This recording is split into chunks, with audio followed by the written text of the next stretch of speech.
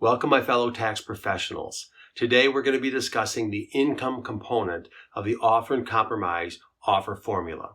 I'm your host, attorney Robert Schaller, the author of the course. Determining a taxpayer's income is vital to value the reasonable collection potential of the IRS. If you value the taxpayer's income too high, then the taxpayer will be overpaying on the offer. If you value the taxpayer's income too low, then you suffer the rejection of the offer and compromise application. I hope you enjoy the course.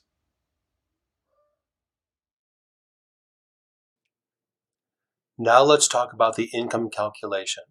The offer amount must equal or exceed the RCP or reasonable collection potential. The RCP is the amount the IRS could reasonably expect to collect through the collection process without regard to any compromise.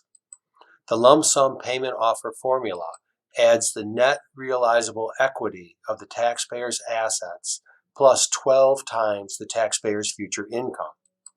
The periodic payment offer formula adds the net realizable equity of the taxpayer's assets plus 24 times the taxpayer's future income. Next, we will explore the income calculation when the taxpayer has joint liability. The key question is, whose income is included in the RCP calculation? As we shall see, the answer depends on whether the Form 656 offer is submitted by one spouse or by both spouses. The first assumption assumes joint liability with an offer being submitted by only one spouse, and we'll select the husband for illustration. In that case, the RCP includes 100% of the husband's monthly gross income. None of the wife's monthly gross income is included in the calculation. The offer is based on separate income.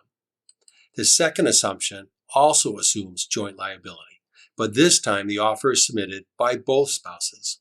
In that case, the RCP includes 100% of the husband's monthly gross income plus 100% of the wife's monthly gross income. Now we will discuss the income calculation when the married taxpayer has only individual liability. The key question remains the same. Whose income is included in the RCP calculation? This time the answer does not depend on whether the Form 656 offer is submitted by one spouse or by both spouses. Continuing on, the third assumption assumes individual liability only, with an offer being submitted by only one spouse, and we'll select the husband again. In that case, the RCP includes 100% of the husband's monthly gross income. None of the wife's monthly gross income is included in the calculation. The offer is based on separate income. The fourth assumption also assumes individual liability, but this time the offer is submitted by both spouses. In that case, the RCP includes 100% of the husband's monthly gross income. None of the wife's monthly gross income is included in the calculation. Realistically, assumption 4 would never occur because the non-liable spouse would have no reason to file a joint offer and compromise because that spouse would have no tax liability to compromise.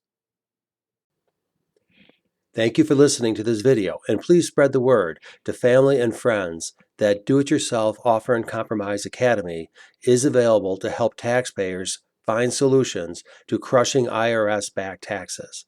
The music for this video was provided by www.bensound.com.